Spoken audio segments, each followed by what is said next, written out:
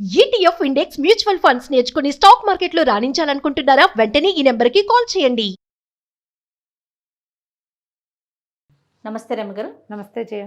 రమగారు, మనము Arabian nets కొన్ని stories చెప్పుకున్నాం కదా, వాటిలోంచి ఏదైనా ఒకటి చెప్పుకుందామా? దురదృష్టం తెచ్చిన అదృష్టం. ఓ బాగుందండి. కాస్త అటు ఇటుగా అలాంటి కథలు తెలుగులోకి వచ్చిన కథలు కూడా కొన్ని కనపడుతుంటాయి. చందమామ కథల్లో కనిపిస్తాయి. అదే తెలుగు మామూలు మన భాషలో మన పేర్లు మన సర్కమ్స్టెన్సెస్ తోటి ఏమనాలి, మన పరిస్థితులతోటి చేసేస్తారు. బాగున్నాయి కథలు, మంచి మంచివి.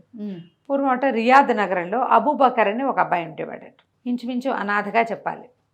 వాళ్ళ నాన్న వాళ్ళు ఏదో తల్లిదండ్రులు వదిలిపెట్టిన ఆస్తులన్నీ అవగొట్టేసుకున్నాడు. ఏమీ లేవు, బికారైపోయాడు. ఏమిటో ఈ కథల్లో, బాగ్దాదు కథలు, ఖలీఫా కథల్లో అన్ని ఆస్తులు పోగొట్టుకుని బికారైపోయిన కథలు బోల్డ్ కనపడతాయి. ఓకే. అంత బికారులు అయిపోవడానికి ఆ కాలంలో అవేమో పాతకాలపు కథలు. అంత డబ్బంతా ఎటా పోగొట్టేసుకునే వాళ్ళు అర్థమై జావదు మనకి. వాళ్ళు ఏం చేసి పోగొట్టేసుకున్నారు?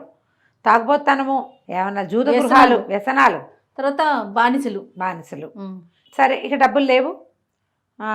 ఎక్కడో ఏది దొరికితే తిని ఏదో ఒక పని చేసి అది చేస్తుండేవాడు. ఒకసారి ఒక మసీద్ దగ్గర పడిపోయాడట, స్పృహ తప్పి. పడిపోతే అయ్యో వీడు అంత ఒళ్ళేరకుండా పడున్నాడని ఆ వెళ్ళేవాళ్ళు దానాలు చేస్తారు కదా, వెళ్ళేవాళ్ళు దినార్లు విసిరారట.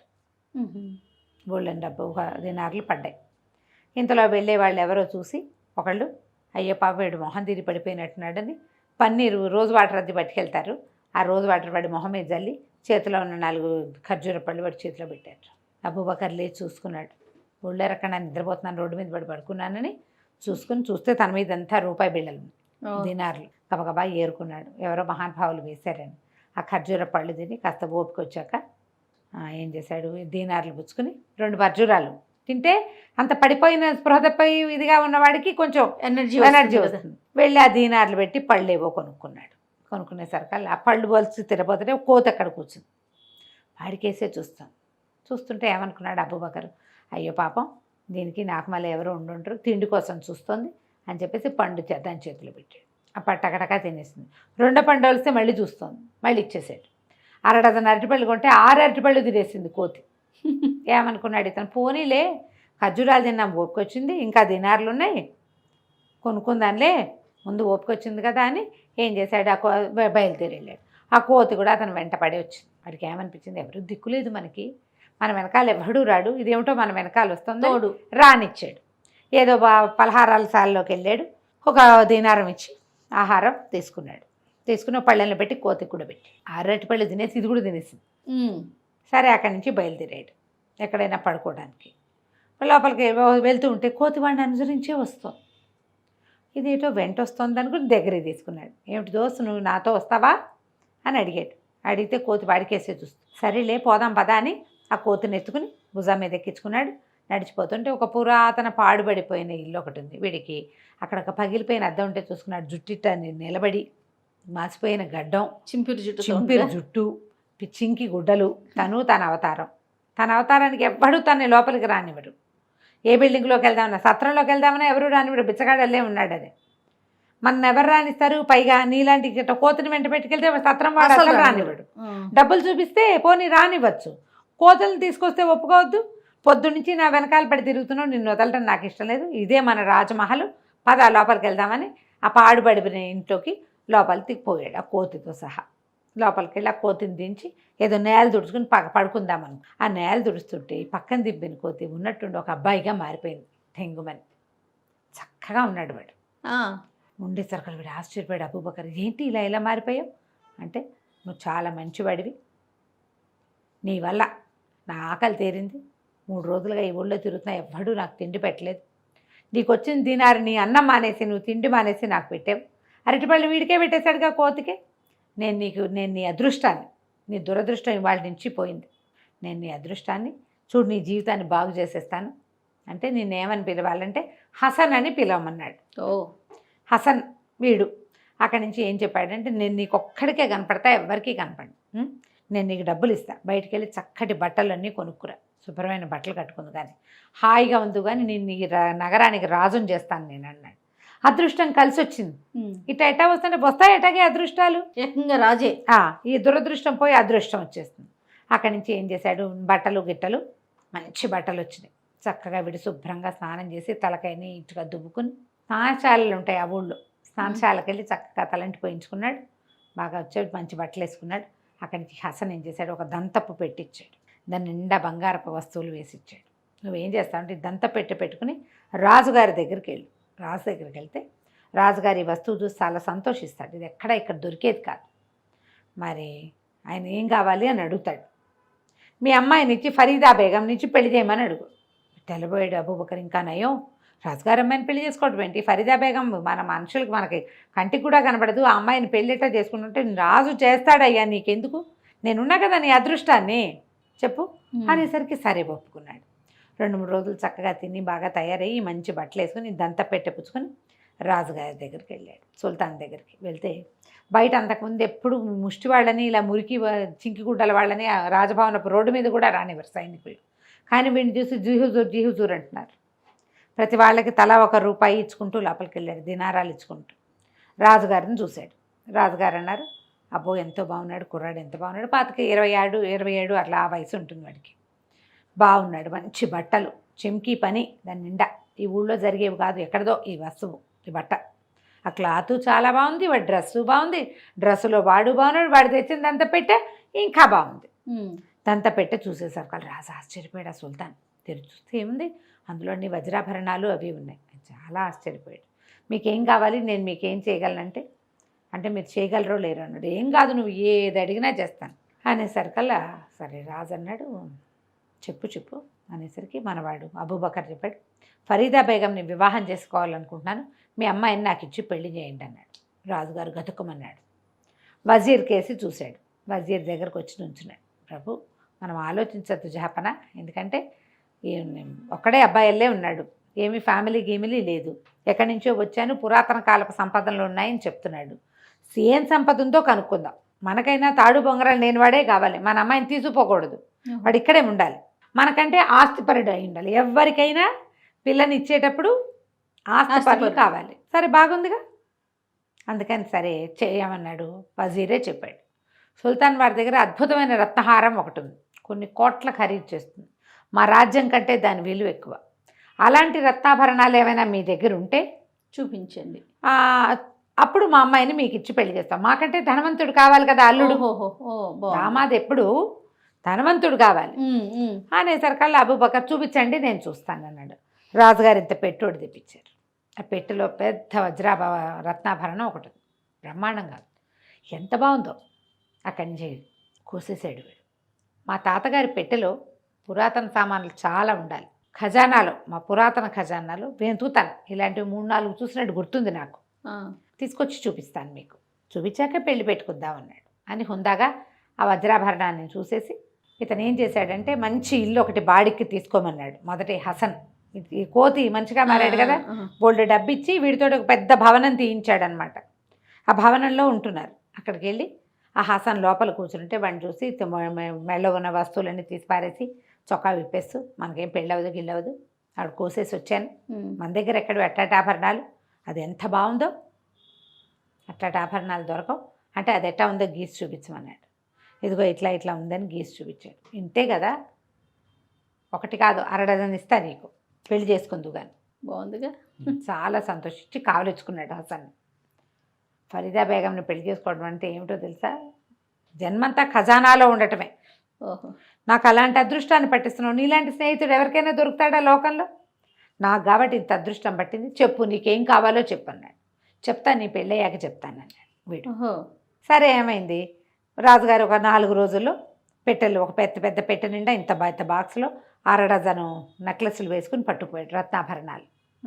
మా తాతగారి నాయనమ్మ వాళ్ళ పెట్టెలు ఉన్నాయండి నా దగ్గర, అందులో ఇవి ఉన్నాయని ఆ బాక్స్ ఇచ్చాడు.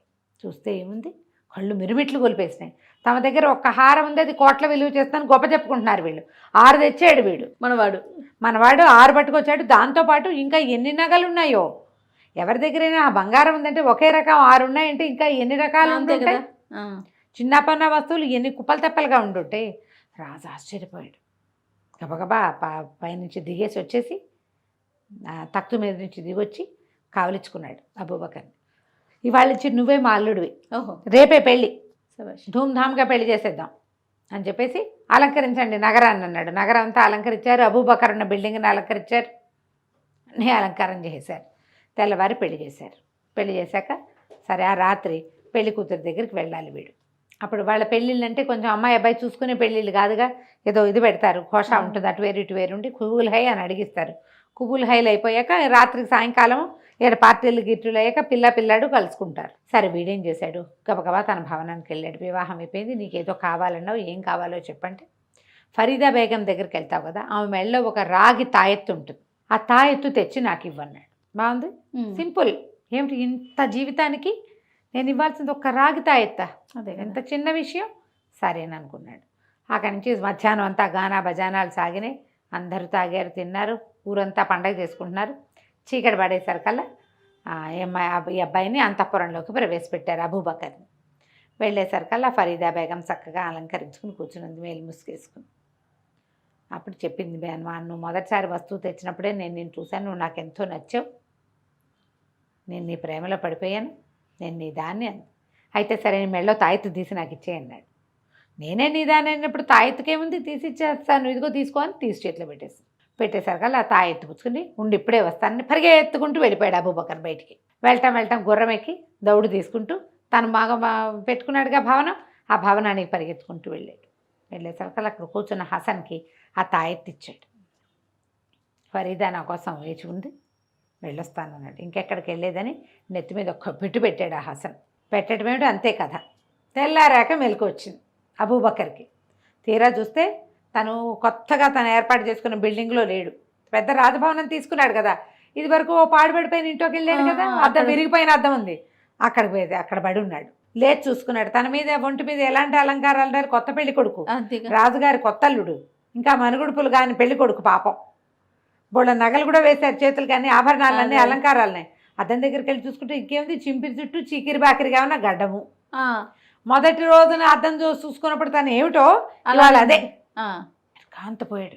అదేంటి నేను ఇలా అయిపోయాను, హసన్ నన్ను మోసం చేశాడు, వాడు నా అదృష్టం అన్నాడు, ఇదేంటి దురదృష్టంగా అయిపోయింది. ఇప్పుడు ఇంతకీ ఈ అదృష్టపు కథలో నాకు పెళ్లి కూడా అయ్యింది, అమ్మాయి నా భార్య, అదే కదా, అల్లా సాక్షిగా పెళ్లి చేసుకున్నాను. అక్కడి నుంచి పరిగెత్తి రాజభవనం దగ్గరికి వెళ్తే బయట నుంచి కేకలు పెట్టాడు. ఆ సైనికులంతా కొట్టిపారేశారు బండి. ఎవడరా నువ్వు, లోపలికి వస్తాను, నేనే మీ రాజుగారు అల్లుడిని అబూబకర్ని, ఫరీదా బేగం భర్తనంటే తిట్టారు అందరూ, కొట్టారు కూడాను.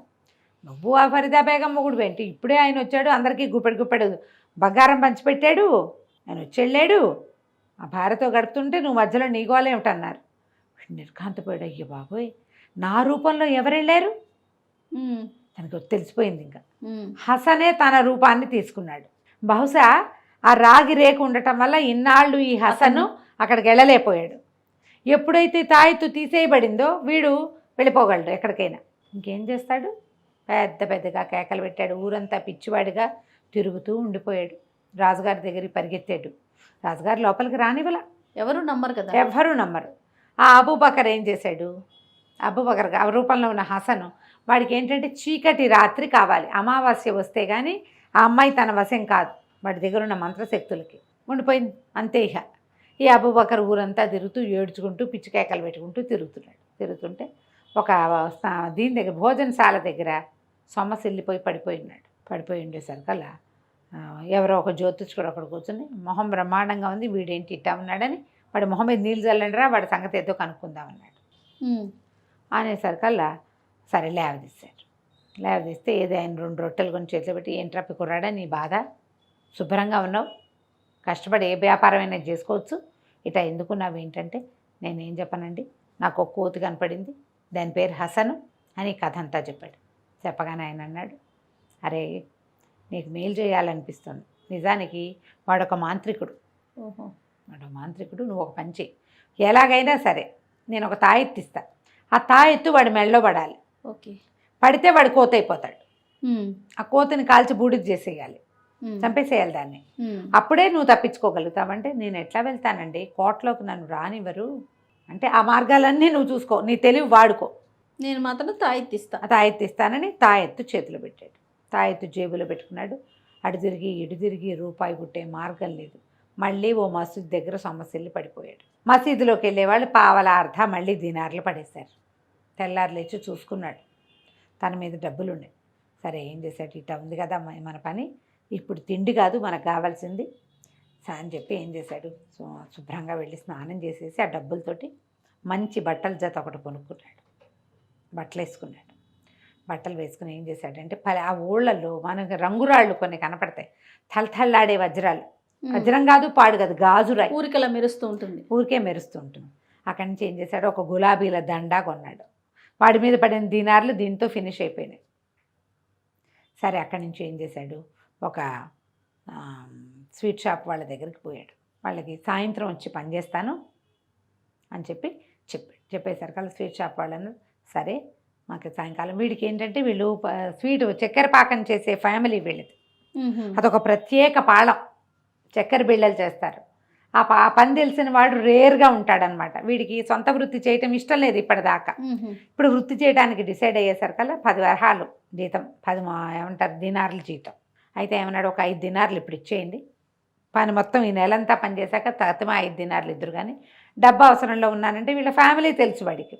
ఆ స్వీట్ షాప్ వాడు ఏం చేశాడు, 5 దినార్లు వీడి చేతిలో పెట్టాడు.